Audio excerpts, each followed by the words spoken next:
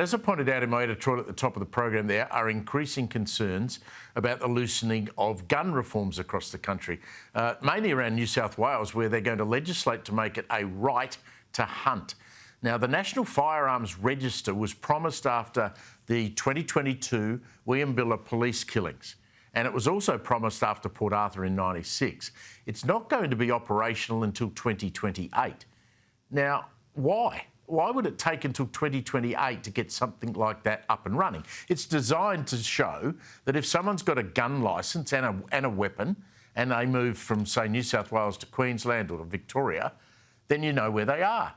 Now, the gun lobby obviously wants hunting laws in New South Wales loosened. They want to be able to use weapons in national parks, mainly to get rid of feral animals. Joining me now is Steven Bendel. He is the Senior Advisor for the Alana and Madeline Foundation, who do magnificent work. It was established after, tragically, Walter Mikac lost his wife Nanette and his two children, Alana and Madeline. He joins us on the line. John Howard obviously led the reforms, great leadership, but Steven, it's almost as if we've gone back the other way now and they're starting to soften gun laws. Are you worried about that?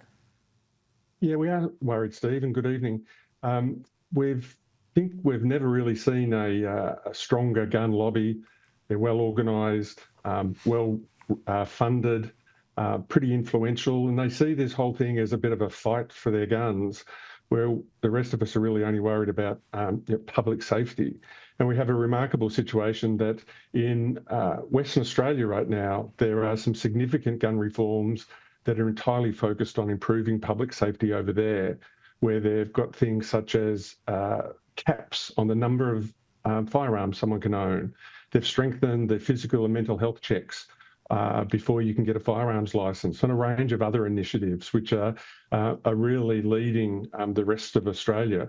And we have a remarkable situation that, as you've been discussing, in New South Wales, there is a new bill before Parliament that's taking up everyone's time and effort.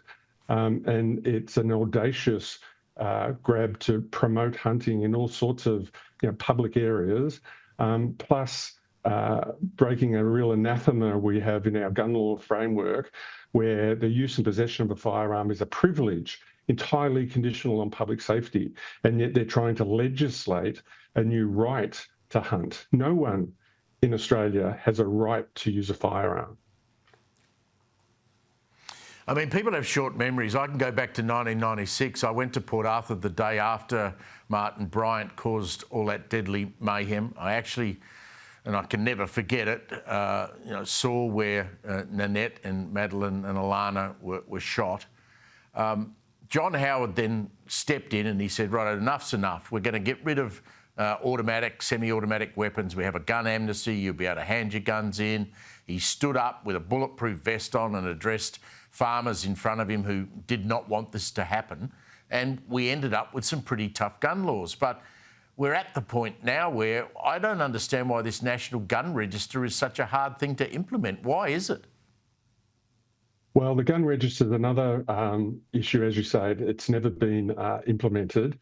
I must say I'm not the tech expert as to why it would take so long, but I do understand that we have 8 entirely separate gun registries in Australia at the moment, plus the Federal Police, plus the Institute of Criminology, plus existing databases on firearms.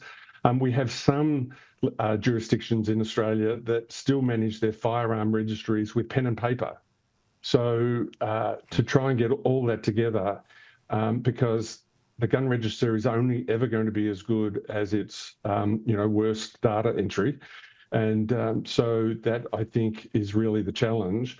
The foundation is being consulted by the Attorney General, or now the Home Affairs Department, on the progress.